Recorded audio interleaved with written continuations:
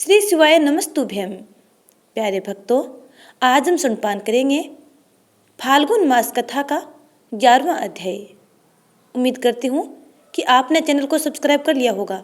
यदि नहीं किया है तो चैनल को सब्सक्राइब कर बेल आइकन को जरूर दबा लीजिएगा ताकि आगे आने वाली वीडियो के नोटिफिकेशन आप तक टाइम पर पहुँचते रहें। आइए कथा सुनपान करते हैं। हिमवान और मैना की पुत्री लोक पूजित शक्ति स्वरूपा माता पार्वती हिमालय के घर में रहकर बढ़ने लगी। जब उनकी अवस्था 8 वर्ष की हो गई तब सती के विरह से कातर हुए शंभु को उनके जन्म का समाचार मिला। नारद उस अद्भुत बालिका पार्वती को हृदय में रखकर वे मन ही मन बड़े आनंद का अनुभव करने लगे। इसी बीच लौकिक गति का आश्रय ले शंभु ने अपने मन को एकाग्र करने के लिए तप करने का विचार किया।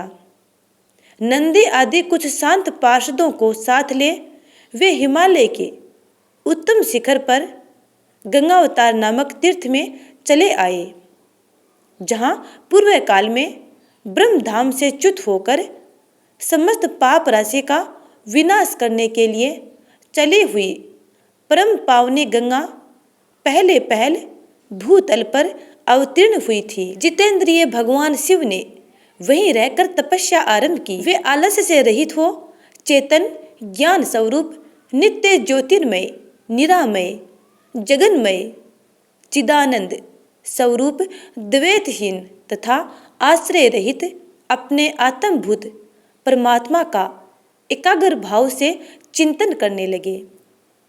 भगवान हर के ध्यान प्रायण होने पर नंदी भृंगी आदि कुछ अन्य पार्षद गण भी ध्यान में तत्पर हो गए। उस समय कुछ ही प्रथम गण परमात्मा शंभु की सेवा करते थे। वे सब के सब मौन रहते और एक शब्द भी नहीं बोलते थे। कुछ द्वारपाल हो गए थे। इसी समय गिरिराज हिमवान उस औषधि बहुल शिखर पर भगवान शंकर का शुभागमन सुनकर उनके प्रति आदर की भावना से वहां आए। आकर सेवकों सहित गिरिराज ने भगवान रुद्र को प्रणाम किया, उनकी पूजा की और अत्यंत प्रसन्न हो हाथ जोड़ उनका सुंदर स्तवन किया। फिर हिमालय ने कहा, प्रभो, मेरे सौभाग्य का उदय हुआ है जो आप यहाँ पधारे हैं। आपने मुझे सैनाथ वर्णन कर दिया है कि आप दीन वत्सल हैं। आज मेरा जन्म सफल हो गया, आज मेरा जीवन सफल हुआ और आज मेरा सब कुछ सफल हो गया, क्योंकि आपने यहाँ पदार्पण करने का कष्ट उठाया है। महेश्वर, आप मुझे अपना दास समझकर शांत भाव से मुझे सेवा के लिए आज्ञा दीजिए। मैं बड़ी प्रसन्नता से अनन्य चित्त होकर आपकी सेवा करूँगा। ब्रह्मा जी कहते हैं, नारद, गिरिराज का यह वचन सुनकर महेश्वर ने किंचित आंखें खोली और सेवकों सहित हिमवान को देखा। सेवकों सहित गिरिराज को उपस्थित देख ध्यान योग में स्थित हुए जगदीश्वर वृषभ ध्वज ने मुस्कुराते हुए कहा। महेश्वर बोले, शैलराज, मैं तुम्हारे शिखर पर एकांत में तपस्या करने के लिए आया हूँ। तुम ऐसा प्रबंध करो जिससे कोई भी मेरे निकट न आ सके। तुम महात्मा हो, तपस्या के धाम हो तथा मुनियों, देवताओं, राक्षसों और अन्य महात्माओं को भी सदा आश्रय देने वाले हो। द्विज आदि का तुम्हारे ऊपर सदा ही निवास रहता है। गंगा से अभिषिक्त होकर सदा के लिए पवित्र हो गए हो। दूसरों का उपकार करने वाले तथा संपूर्ण पर्वतों के सामर्थ्यशाली राजा हो। गिरिराज, मैं यहाँ गंगावतरण स्थल में तुम्हारे आश्रित होकर आत्म संयम पूर्वक बड़ी प्रसन्नता के साथ तपस्या करूँगा। शैलराज, गिरिश्रेष्ठ, जिस साधन से यहाँ मेरी तपस्या बिना किसी विघ्न बाधा के चालू रह सके, उसे इस समय प्रयत्न पूर्वक करो।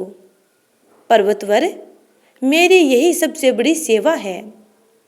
गंगावतरण नामक स्थान में, जो मेरे पृष्ठ भाग में ही है, मेरी आज्ञा मानकर न जाए। यह मैं सच्ची बात कहता हूँ।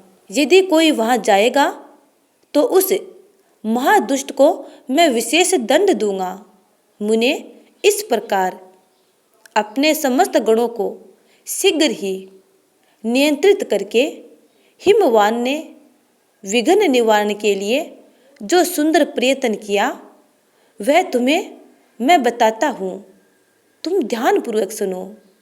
तो प्यारे भक्तों, आगे की कथा अगले अध्याय में सुनेंगे। अब सुनते हैं शिव चालीसा। श्री गणेश गिरिजा सून मंगल मूल सुजान, कहत अयोध्या दास तुम देहु अभय वरदान।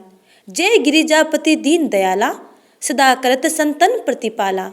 भाल चंद्रमा सोहत नीके, कानन कुंडल नागफनी के।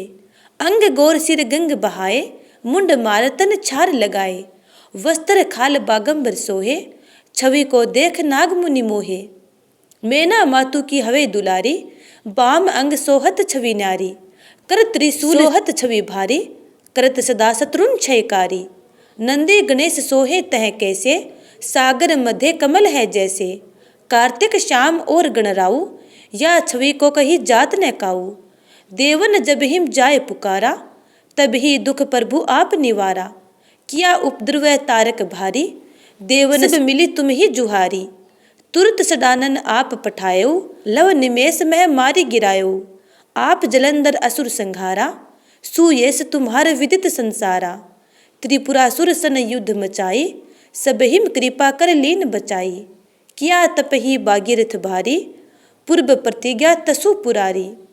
दानिन मह तुम सम कोउ नाही, सेवक स्तुति करत सदाहिम। वेद नाम महिमा तव गाई, एकथ अनादि भेद नहीं पाई। प्रगट उदथी मंथन में ज्वाला, जरे सुरासर भय विहाला। कीने दया तह करी सहाय, नीलकंठ तब नाम कहाई। पूजन रामचंद्र जब कीन्हा, जीत के लंक विभीषण दीना। सहस कमल में हो रही धारी, कीन्हे परीक्षा भीम पुरारी। एक कमल प्रभु राखे उजोई, कमल नयन पूजन चह सोई। कठिन भक्ति देखी प्रभु शंकर, भय प्रसन्न दिए इच्छित वर। जय जय जय अनंत अविनाशी, कृत कृपाल सबके घटवासी। दुष्ट सकल नित मोहि सतावे, भ्रमत रहे मोहि चैन न आवे। त्राही त्राही में नाथ पुकारो, यही अवसर मोहि आन उबारो। ले त्रिशूल शत्रुन को मारो, संकट से मोहि आन उबारो। मातु पिता भ्राता सब कोई, संकट में पूछत नहीं कोई। स्वामी एक है आस तुम्हारी, आए हरहु अब संकट भारी। धन निर्धन को देत सदाहिम, जो कोई जांचे वो फल पाहिम। स्तुति के ही विधि करो तुम्हारी, क्षम हो नाथ अब चूक हमारी। शंकर हो संकट के नासन, मंगल कारण विघ्न विनाशन। योगी यति मुनि ध्यान लगावे, नारद सारद शीस नवावे। नमो नमो जय नमो शिवाय, सुर ब्रह्मादिक पार न पाए। जो ये पाठ करे मन लाई, ता पार होत है शंभु सहाय। ऋणिया जो कोई हो अधिकारी, पाठ करे सो पावन हारी। पुत्रहीन कर इच्छा कोई, निश्चय शिव प्रसाद ते ही होई। पंडित त्रयोदशी को लावे, ध्यान पूर्वक होम करावे। त्रयोदशी व्रत करे हमेशा, तन नहीं ताके रहे कलेसा। धूप दीप नैवेद्य चढ़ावे, शंकर सम्मुख पाठ सुनावे। जन्म जन्म के पाप नसावे, अंतवास शिवपुर में पावे। कहे अयोध्या आस तुम्हारी, जाने सकल दुख हरहु हमारी। नित नेम कर प्रातः ही, पाठ करो चालीसा। तुम मेरी मनोकामना, पूर्ण करो जगदीश। मगसर छठी हेमंत ऋतु, संवत 64 जान।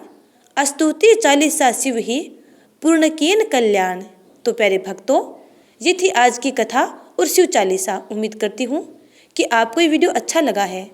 यदि अच्छा लगा है तो लाइक कमेंट कर देना और आगे की कथा जानने के लिए अगले अध्याय का इंतजार करना। तब तक के लिए जय श्री राधे।